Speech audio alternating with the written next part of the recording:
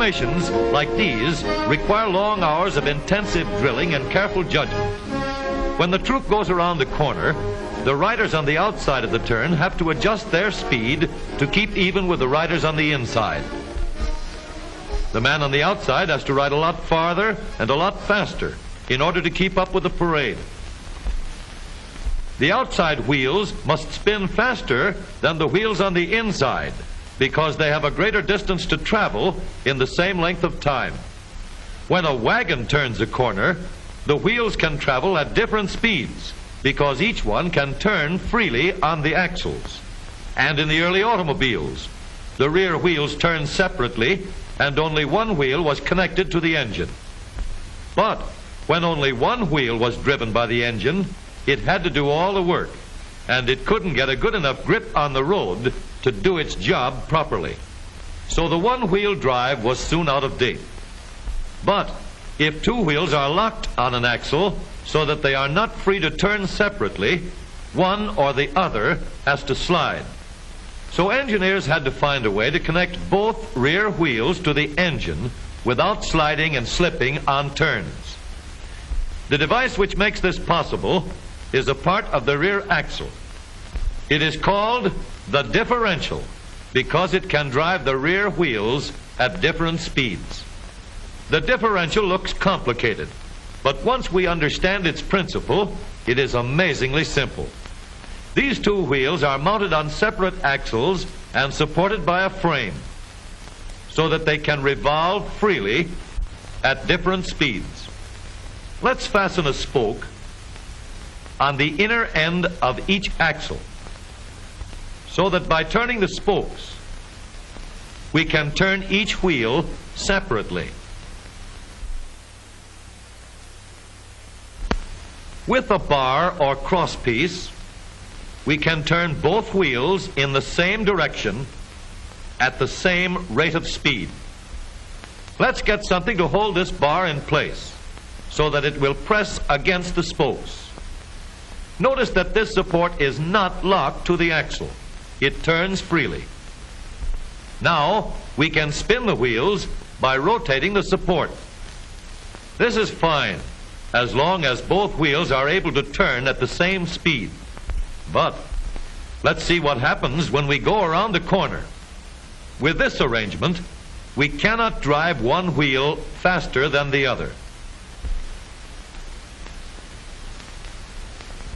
And if we stop one wheel, the other wheel won't budge.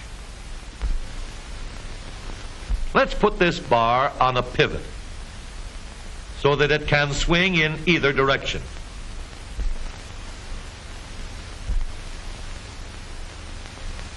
Now, the bar can still turn both wheels at the same speed.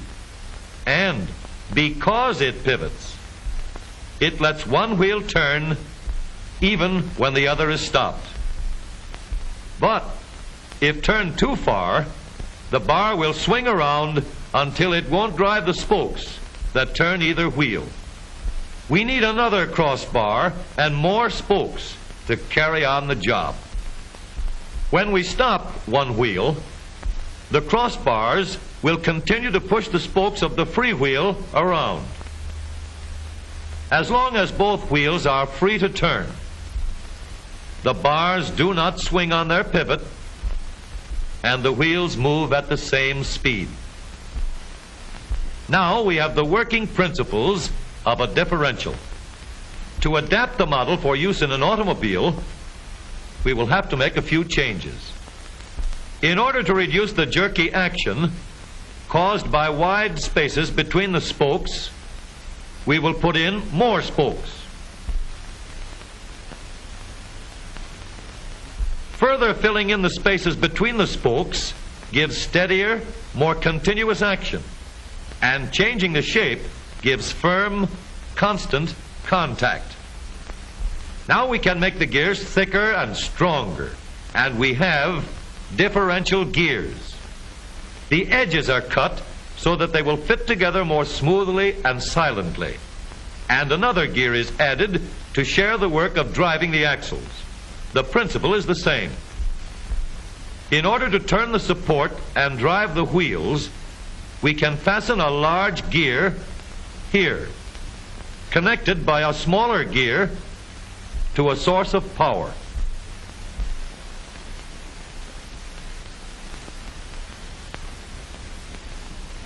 Notice that the power is connected to the differential at the center line.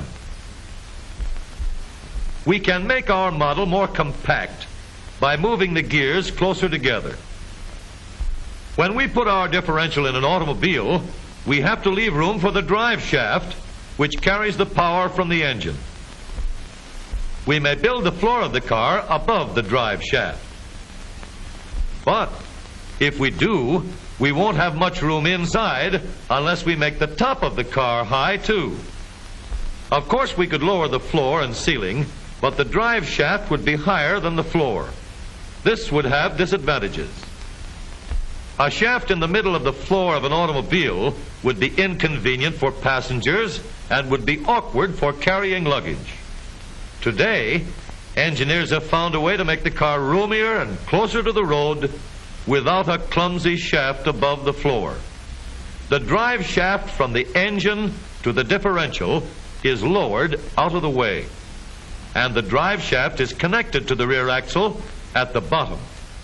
The new low center drive makes the rear axle quieter, stronger, and more durable because it gives better, smoother contact between the gears. The automobile of today, with the low center drive, is stronger and more rugged. Every part of the rear axle has been built to withstand strains far greater than it will ever meet on the straightaway or around the corner.